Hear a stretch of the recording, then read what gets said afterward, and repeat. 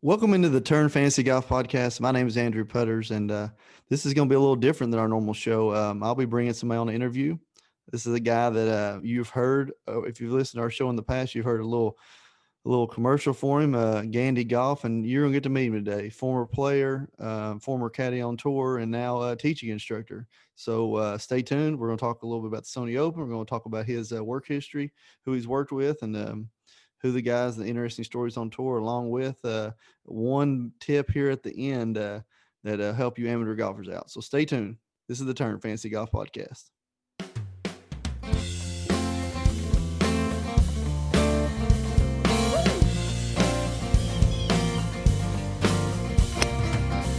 Of all the games I used to play in my younger, wilder days, the game of clubs and tees had never crossed my mind.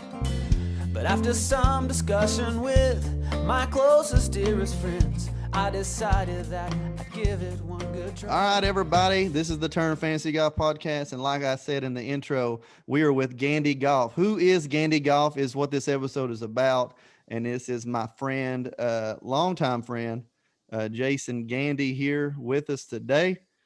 Jason Gandy, how are you doing, and where are you coming from right now? Doing well, AP. Thanks for having me on. It's coming to you here in Knoxville. Good old K-Town, Tennessee. That's right. That's right. You know, if like I said before, if you listened to the show before, you heard the commercial about a guy named GandyGolf, who is my personal instructor when I can get out of the house from these 4 kids I got here at the house. But you know, I guess we're going to start off here at this episode, man. You know, everybody that listens to this show is a golf fan, and I nobody really knows your story that listens to the show other than your teaching instructor. I said on there that you might have played a little bit, Kay a little bit. So I will say this: our relationship is that I met you and you're probably about 14 years old. Yeah, when I first started. Yeah, I was about 16 years old, and probably met you at like a Hooters or something. We were eating chicken wings or something. I don't know.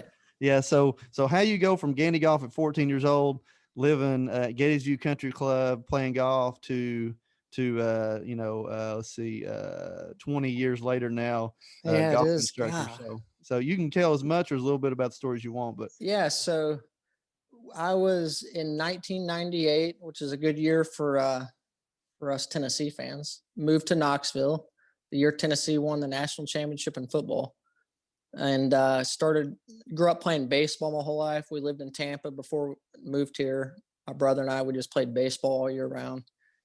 Moved here, had a few weeks before school started, lived on a golf course. We had nothing to do, didn't know anybody. So just started going up there and hitting range balls all day and just fell in love with it. You know, got a set of clubs, and I was terrible at first, and just kind of fell in love with playing the game, and then met some guys like yourself, Braxton Hunter, and some other guys when I was like 14, 15. And I was like, man, I kind of want to get more serious into golf. So I was terrible, started playing tournaments with you guys, and took me a couple years to kind of learn how to play and shoot a score in competition, and just fell in love with it. It was always a challenge, you know, and then I got pretty decent when I was like 16, 17, and went to Austin P. And then I kind of knew I wanted to try to play professionally. And my good was pretty good, did some good things, but never quite consistent enough. And then obviously to play professional golf, it takes some money, unless you get, you come right out of the gates like Jordan Spieth, but that's unrealistic for most of us. But I always knew I wanted to kind of stay in the game of golf if I never made it playing, and I always enjoyed, like, okay, why didn't you make it, or why didn't you play better? Was it technical, mental, the way you practice? There's so many elements to it. So I kind of went down that road trying to discover what should I have done just personally, just what did I need to do to be better? Where did I mess up? So that's kind of where the teaching came. Then I caddied for a couple of years on tour. I knew that wasn't going to be what I wanted to do for a living, but it was a good kind of perspective to see the game in a different perspective. How do the best players in the world practice? What kind of shots do they hit? You know, all of that kind of stuff to help me when I knew I was going to teach. I just didn't know when I was going to start, but it gave me a great kind of springboard into how I was going to start kind of teaching, like approach my teaching, if that makes sense. Absolutely, yeah. And I'll say this, growing up, there's always a few people every year that could play pretty good. Junior golf. I know Joe Mm-hmm. was mentioned before. Joe, my partner on the show, usually he's mentioned before that I, used to play a lot and stuff and pretty good. Yeah. So I want to say this about Knoxville Junior Golf. So always been pretty highly competitive at the very top. Mm-hmm. But I would say your class. So when did you graduate? What, 03, 04? When? 03. Okay. So 03 was definitely like a pinnacle of talent coming out of Knoxville. Even to this Yeah. day, it does not even come close Yes. to me. It was very good. Yeah, this doesn't even come close even to this day. There might be, really good players. There might, there's probably like, I don't know. It's always like one or two, Yeah. not 10. Yeah, exactly. There's probably like, I don't know, probably 5 D1 golfers. No, probably more than that. Probably 10 D1 golfers right now in coming out of Knoxville, I would say. I know there's, Yeah. like Alabama, Clemson, Clemson. There's Pennsylvania. always a few. There's Yeah. always a few. But like when we were growing up, you guys were so good. Like I looked up to all of you guys, like your group, your age, guys my age, Ross Cox, Matthew Menser. Menser and I were really good friends. So when I watched you guys, that gave me something to like strive for when I was first starting because I wasn't any good. But your class had some good players. Were you and Braxton same grade? No, so you had like Ryan's grade. Yeah, Greer, Bill Yeah. Roach Jr. So Ryan, and you had Bill, me, and Major Yeah, played, and then you had Stu like Oaks. Stu was the next year with Braxton. Yeah, yeah. So you guys kind of had, and then like Thomas Smith, Polk from Kingston. You guys had some good players too, around the same age. And then my class had quite a few that were pretty good. So Knoxville golf at that time, it helped me get better because there's so many good players within a couple of years. Yeah, I would say like from 03 to 06, there's probably like, I don't know, 20 guys try to make it, maybe 15. Yeah. There's probably 15 to 20 guys that try to play professional golf. Mm-hmm. Yeah, I mean, even I think I'm just throwing this out there like off the top of my head. I don't really remember the recruiting wise, but say like Hodge and Neff were probably looking at coming out of high school is probably the best, I would say. And then of course, Scott. I think obviously a bunch of colleges. Yeah, so like out of high school, it's probably like the best in our grade were recruiting wise were probably Ross and Menser, and then Mount was getting recruited. Tennessee was a super talented, but he didn't play a lot of like national events and stuff. But he was probably the most talented player that personally that I've seen around here in high school. Davis Shore was unbelievable, but just pure PGA Tour talent. Stallings was unbelievably good, but he wasn't. Mount was like step above, like impressive wise. Yeah, and obviously Scott was unbelievable, and Scott was unbelievable, and he just kept getting better every year. And a lot of guys kind of faded out. But there was a lot of good ones. I forgot about Mount. Because he was younger than me, so I didn't really see much of him until I was gone. And then, he was, because we played down that little tournament they have every year, and he'd shoot like 25 under. He was really good. Yeah, really good. He had a bunch of injuries. He couldn't. That's his issue. Couple knee injuries, and not sure how much he's a good friend of mine. Not sure how much he wanted to be on the road and stuff. That's the thing people don't realize that goes into professional golf. It's not the golf. It's not who's always the best player. It's who can week after week travel, discipline, practice, rest, and perform week after week. Who mentally can kind of last. It's not necessarily, obviously the golf is the most important part of it, but it's not always who is the best golfer. Because if you got everyone around here from that time, and we'd have 15 of us playing money games, 4 guys on the PGA Tour, 3 on the web, 3 on the Hooters Tour, 3 college kids, or whatever it is. And if you didn't know who they were, you may not notice that much of a difference. But then when the lights go on and there's 10,000 people on a hole watching you play, and one guy plays just like he's at home and the other one reacts totally different. That's the biggest difference. Mm-hmm. Mm-hmm. If Yeah. that makes sense. Yeah, absolutely. Yeah, I remember now you say that, like when Pratt would come in, our friend Andrew Pratt. Pratt is awesome. Yeah. He's assistant coach at UT, head coach at Tulane, head coach at Auburn. He's a teaching pro down in Birmingham, Auburn, Alabama. But yeah, he had a great buy.com, whatever, Nike Tour career, whatever it was, number one putter on tour. Had some second place finishes on the web tour. Yeah, and he would come home, after shooting like 20 under in a tournament, finishing third, and me and James would take him out to Holston and beat him down. Yeah. James Vandergriff. Yeah. So Pratty actually came in town to watch me teach, and we kind of hung out for the day. He watched me give some lessons and he stayed with me.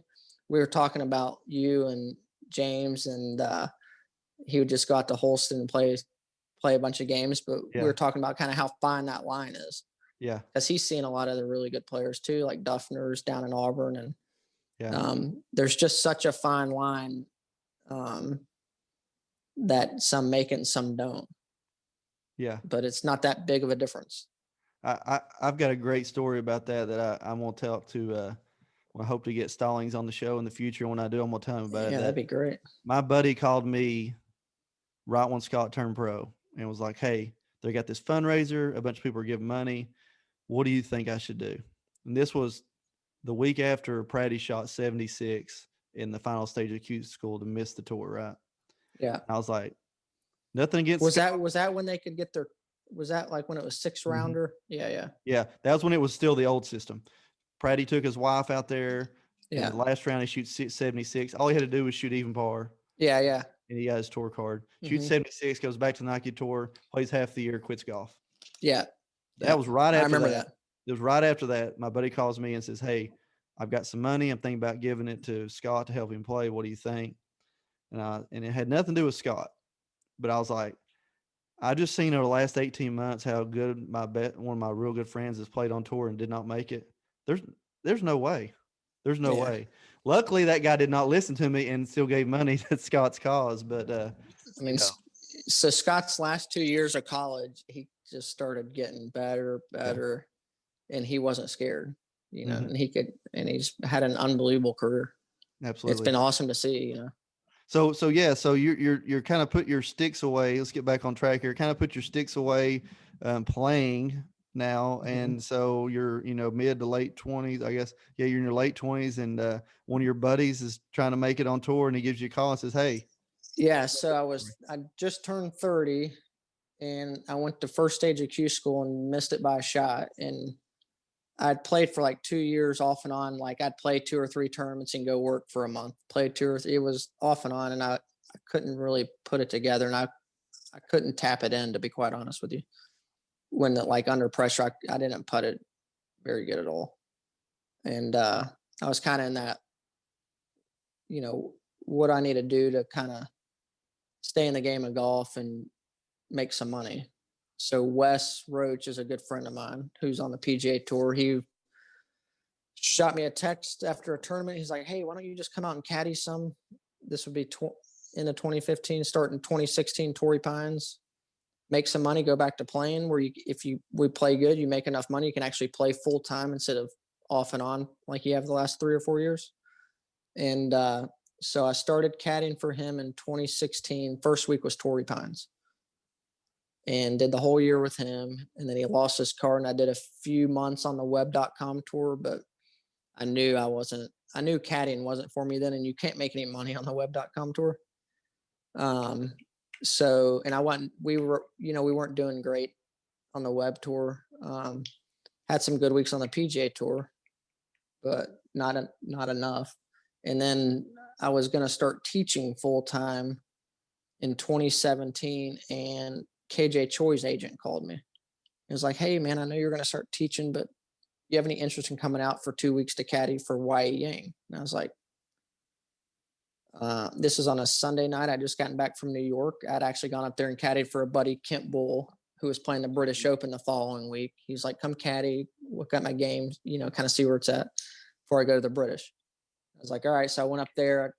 drove all the way back from New York, and I was like, yeah, Danny, I'll come up to the John Deere to caddy for YU, but I don't know when I can get up there. And he was like, well, if you can get up here by Tuesday morning, he'll let you do it. So I was like, so I had to book some flights, and I couldn't get out of Knoxville. So I drove to Atlanta, caught a flight, got up there by Tuesday at like lunchtime. And then I caddied that week for YE and then following week. And then I thought I was done caddying. I was going to start teaching, trying to find a place to teach at. And he was like, I'm going to play like the last 4 or 5 events. Why don't you caddy those for me? You can come to the PGA. It's like, well, I've never caddied in a major. So sure, this is like vacation for me. Mm-hmm. Former top 10 player in the world who's won a PGA, beat Tiger. He's finished second to Rory at Congressional, US Open, finished third at the Masters. Hell yeah, I'll go caddy. I mean, because I was learning, like he was like showing me short game shots and stuff. And it was a great learning experience. I was like, this is going to help me in my teaching. And then I went to South Korea with him, over to Seoul. But the whole experience was great, but it was like, I was just learning. So I was like, sure, I ended up caddying the rest of the year. And I didn't start teaching until January of 2018, full time. I'd given lessons over the years, like here and there, but never full time. Yeah. So that's kind of how it, and ever since 2018, I've just been full teaching. Yeah. Well, I remember talking to you. He's like, man, you wouldn't believe what's happening. I'm going up to John Deere this week. Yeah. Yeah. So it was kind of a whirlwind, but it was cool. It was like, I'm not worried about getting fired. Yeah. I know I'm not going to be caddying, like I'm going to be teaching. So then, the last couple years before this crazy year, I would go out when he would come over to the States. I did the PGA at Quail Hollow, St. Louis, Bellerive when Brooks won, beat Tiger. Tiger made a run, and then at Bethpage. And obviously this year he didn't come over because of the quarantine and stuff in the schedule. And then I did Sony. I would do like 3 or 4 events the last few years for him after 2017 when I kind of did 6 or 7 in a row. Mm-hmm. So every week I take a week off from work and go caddy, which is I enjoyed that kind of caddying. I didn't like the 6 weeks on the road at a time though. I bet. So so let's go to life on the road. Since you did a full year with one of your really good friends, I'm not even sure, was he married at the time? He was, yeah. Okay, so did his wife travel with him? Was it you two rooming together? Was it you're on your own? How's that like with probably different if you're not buddies? Yeah. It was. I've been friends with their whole family, Bill and Wes, since I started getting into golf when I met you, and so I've known Wes since he was a little guy, and young guy. He's always been tall, but we try to make it as business professional as we can. Now there were some weeks like we stayed together at Pebble. His wife traveled a few weeks with him. We stayed together every now and then, but most of the time we're at the course so much together. You need to get away from each other. You're flying together. I mean, the whole tour is flying together. So you're with each other almost 24/7. So that time you can get kind of away from each other is actually pretty healthy. We stayed together some, but not a lot. Yeah. So so give me a little insight on Wes Roach alone. Like who's he playing practice rounds with, and who's he buddies with, or who, or they play with different people every week? How's that work?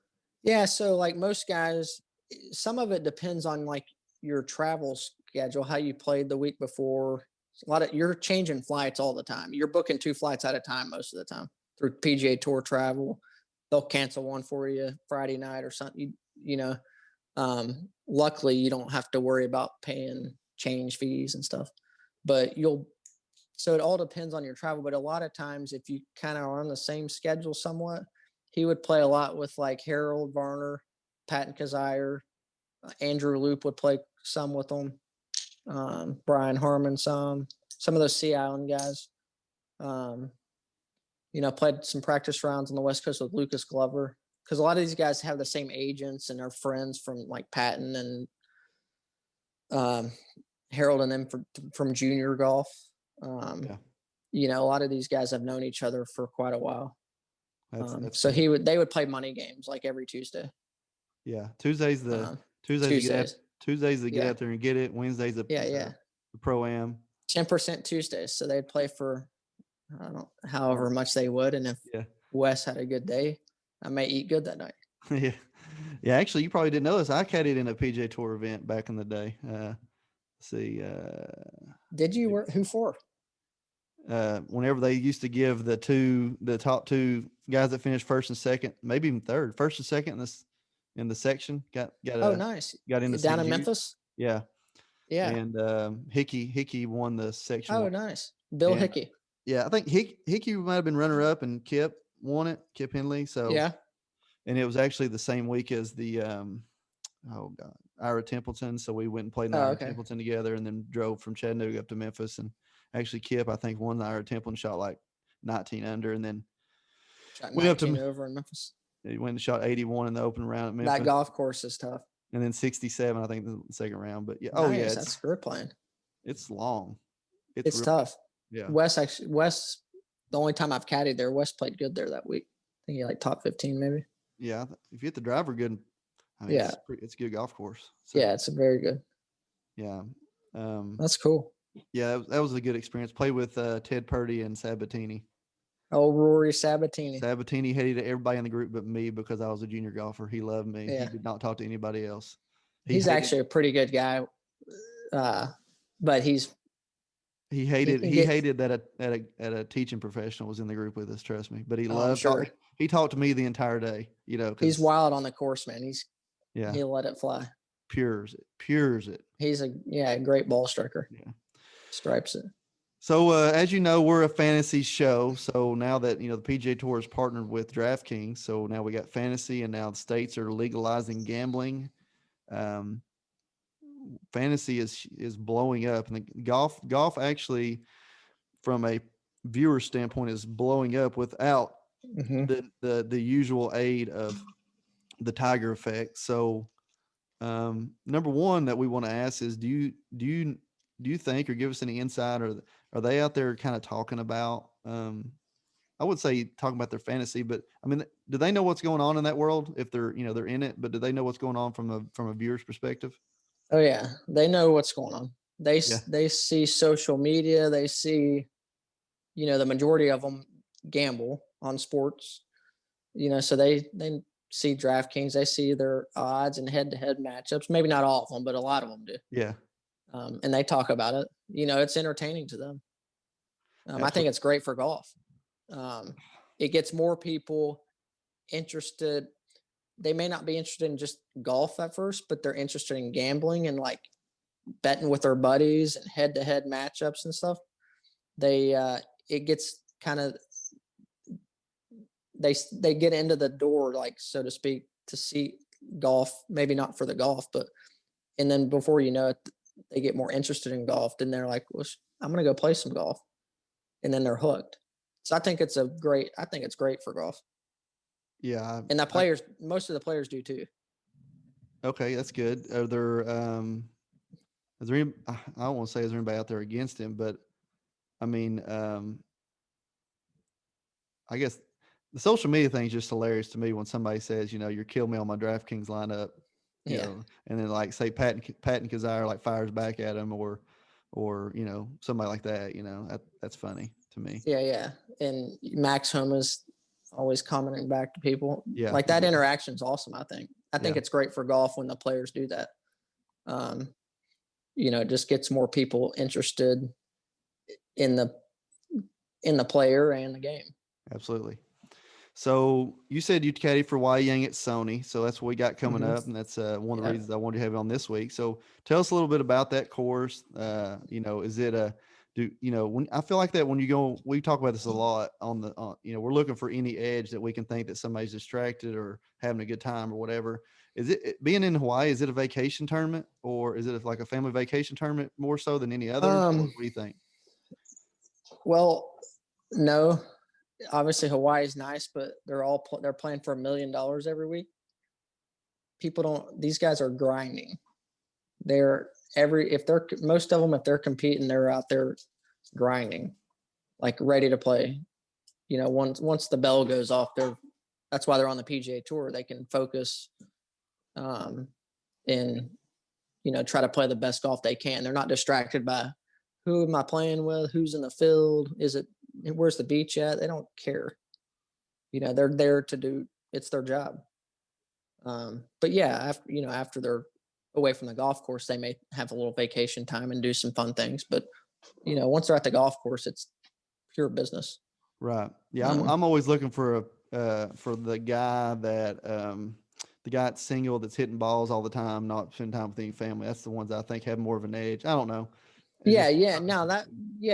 They may have an edge on that part, just put more time into it. These guys that have been out there for 10 or 15 years, I've played these courses so many times, you know, they may be a little more, take more time away from the golf course, but they have so much more experience on these golf courses. So it's kind of like balances out, if that makes sense. I got you. Versus like a guy that's his first or second year, you know, that's playing practice rounds every day, 18 holes, you got to learn in the course.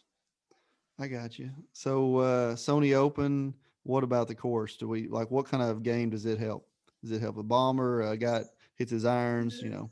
Yeah. So at Sony, it's one of the few courses, kind of like Hilton Head.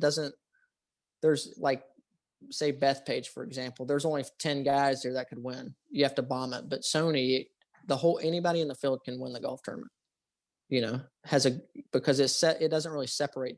You don't have to have it like a lot of distance. You know, it's very like placement golf. There's some really tight holes. The wind gets blowing, it gets tricky. Greens get firm. It's not long at all. But you got to drive it pretty good. And then you got to drive it good. You know, unless you're like Bubba or DeChambeau, they'll hit it over some of the trees and stuff. But most of the time, most of the guys are hitting from the same general areas.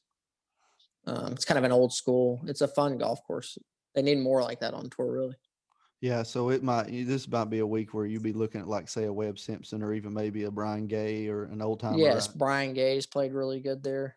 A couple years ago, YE played like 3 rounds with him there, maybe 2 or 3 rounds. It's a good golf course for somebody like that. Okay, good deal. Depending on the weather, like, you know, if it gets windy and stuff, it's a really good golf course for somebody that can hit it straight, kind of plod along. Now, yeah, and the Sony, since it's where it's located, you're going to see more international players than normal. Is that right? I think they give some more exemptions to some maybe Asian tour, some Hawaiians. Yeah, I think so. I don't really know. I don't know how it's all set up now, because I've kind of been away the last few years, like full time. But there's always a few guys you've never heard of there. Yeah, absolutely.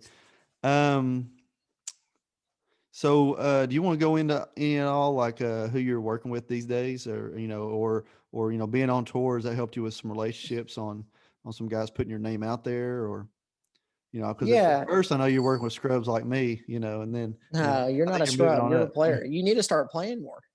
Yeah, I tried. So you can start competing and winning some of these tournaments. It's hard. It's hard, buddy. Yeah, I know you're busy. I get it too. I never play golf anymore, hardly. I played some this week though, which felt good. But yeah, so like being out there, you know, luckily I grew up playing, and a lot of these guys have become really good players. And then kind of being out there, you know, meeting, and I had some lessons with some instructors that work with tour players. And so when I started caddying, you know, I would see them on the road, go to dinner. So I've built some relationships with some instructors and some players. So I've had some people reach out to me over the last few years. Kind of, what do you think of this? Some guys it's kind of led to kind of working with a little bit. You know, and get some good college kids. But yeah, I would say that's the relationships with players and some instructors and other caddies has definitely helped my business for sure. You know, I've had some guys come in town, and some web or Corn Ferry Tour guys that I've worked with some, and some guys I've had 4 or 5 different PGA Tour players, you know, whether I've worked with them full time or kind of they've reached out, or I've traveled to go see them, you know. So that, it's definitely helped. Yeah.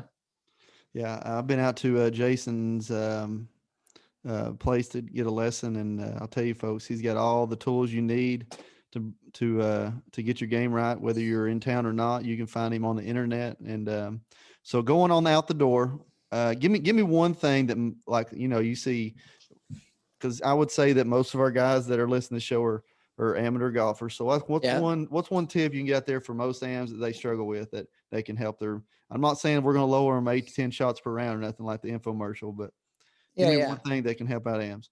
I'll give you a couple things for like some high handicappers, some common things. They've read books or watched TV a lot, and they think they need to do something like keep my left arm straight. For example, I had a lesson today. I need to keep my left arm straighter. Well, that's not your problem. So don't listen to so much TV and stuff, but like higher handicappers, they most of them slice it. So they're slicing it, and instead of just playing that slice, they're always trying to fix the slice, like on the course. They need to go to like an instructor or go work on it on the range and kind of get it straightened out and get an understanding of why they're slicing it. But if you slice it when you're on the course, you need to play the golf shot you have instead of trying to fix it on the golf course. Does that make sense? Absolutely. And then, kind of lower handy, like decent players, lower handicappers. I think they need to practice properly instead of doing what I used to do, just sit on the range and just pound balls. That's good, but kind of practice with the purpose, work on the whole game. But slicers always want to fix the slice on the golf course, which is not just play your slice until you can go get a lesson or kind of work on it on the range. I got you.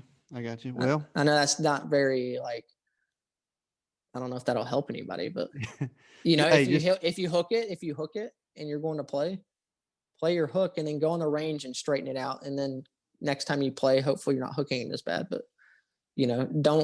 if you're hooking every shot, don't try to cut one. It's not going to work out for you. Yeah. You got to get, what you're saying is when you tee off, you got to play the hand you're dealt every time. Yes. Don't go out there, try to bluff the golf course, because you're going to lose every time. And if you're a high handicapper, making bogeys are fine. Like if you get out of position, get in position as fast as you can. Don't try to hit the miracle shot. Just get back into position and make a bogey. Don't try to hit a miracle shot and make a triple. And then 3 holes later, you're ready to quit. So kind of ride the ship a little bit. Bogeys are fine. Absolutely. I agree. Well, I think that's about it. Anything else you want to share with us? Insights on the game, teaching? I know let's say, first of all, this guy, you can reach him at GandyGolf, and we'll have his name across the board. We'll have a link in the notes. He's at Willow Creek Golf Club in Knoxville, Tennessee.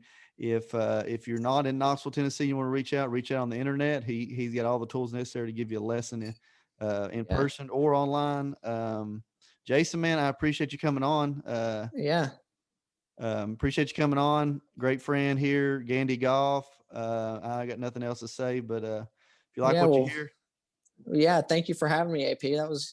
I enjoyed being on here. And let's get back on here again, and we'll talk some more golf. I'll try to get some more inside scoop on some of these players each week, who's playing good, who's not. I'll bring you back on for another tournament special, another course or something that they play. All right. Appreciate you coming on. Appreciate all this stuff. Good friend. Hopefully I'll get out and see you. We'll play a little golf together. And hey, everybody, if you like what you heard today, give us a like, subscribe, share it with your friends. We're always looking for new listeners. So appreciate everybody. This is the Turn Fantasy Golf Podcast. Signing off. It's gonna drive me